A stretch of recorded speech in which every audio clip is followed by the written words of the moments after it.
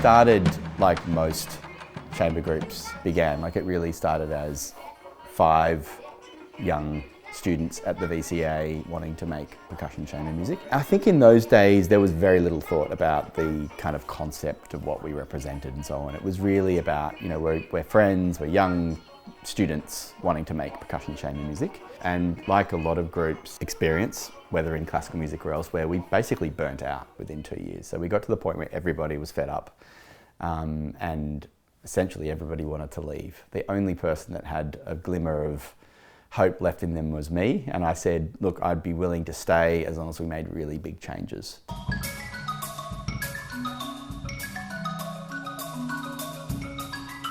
The idea of dismantling the idea of it being an ensemble came quite early. I just felt like that model of that fixed lineup limited the scope of what the group could do.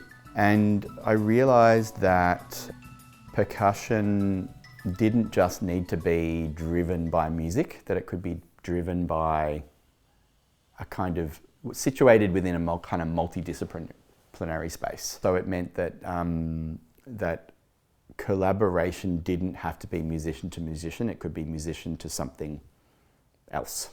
I would go and see Speak concerts and they would sort of really consistently open up the horizon for me in terms of like composers I hadn't heard about or ways of creating music that I never would have conceived of. I was a student. I would have been kind of in my 3rd or 4th year, I think, at the University of Western Australia, and we'd all travelled, all of the percussionists, to Brisbane for the Australian Percussion Gathering. And it was the first time I saw Speak perform, and it was my first encounter with this kind of more experimental version of new music, percussion music. And I remember just leaving and going, why didn't anyone tell me I could do this? I want to do that. And I think within a year I had packed up and moved to Melbourne and was in Speak's Emerging Artist program for the first time. And that was really the start of this whole journey into new music. And so that idea that seeing a performance can change your life really happened for me with Speak. I think I was probably the first young musician that Eugene mentored and brought into the fold of Speak in that kind of way.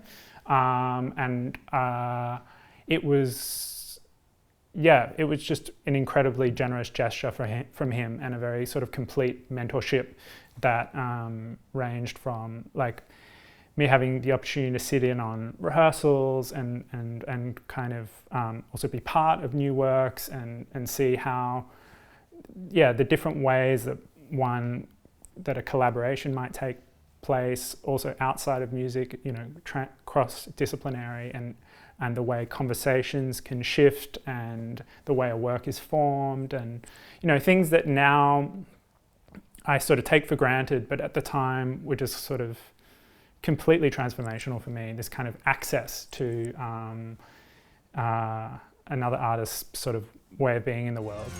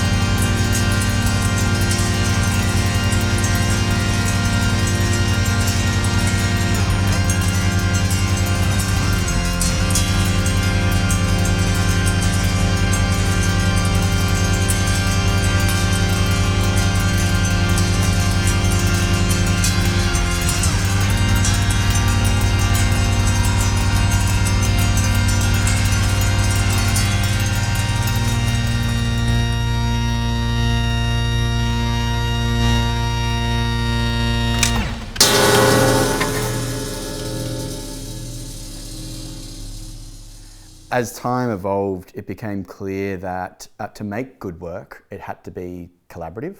And in fact, authorship is a big thing that we've been questioning in Western art music. So the idea that a composer be the sole author of a work just really doesn't exist for me anymore, that idea. So what happened in the studio is that everybody was invested in the artistic outcomes of a work, whether somebody was realising the vision of another person or collaborating as a production person, technician, instrument builder. There was very much this sense of like people getting their hands dirty and just supporting the greater good.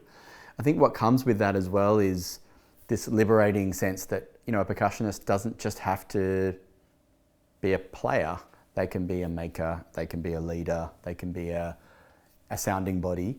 And suddenly the sense of collaboration, that openness in terms of who's in the room, becomes much more open than it was in the earlier days.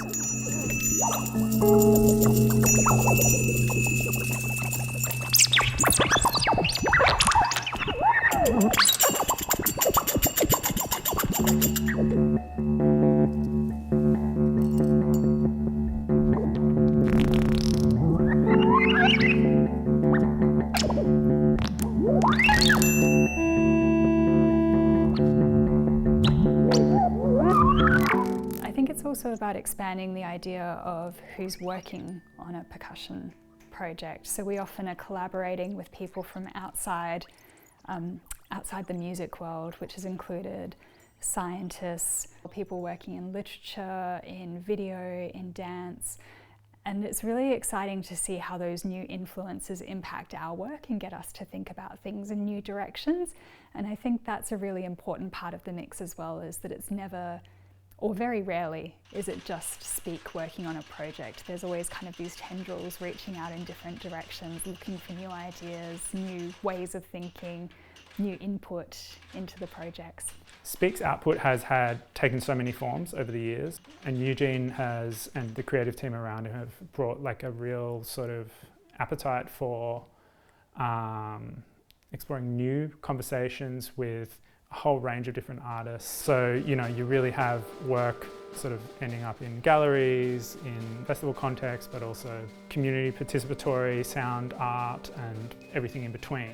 But I would say a unifying theme is really this kind of laser focus on the potential of percussion, and yeah, on the one hand, a sort of exploration of percussion's sort of materiality and pushing that forward in a sense, or researching that in a very focused way. But then on the other hand, I guess all the sort of poetic, historical, conceptual sort of things that bubble up around percussion's many forms. And I think that's been a real hallmark of Eugene's time with Speak, is this kind of a real passion for exploration of not just sound but ideas, and a real openness to where those ideas can take you.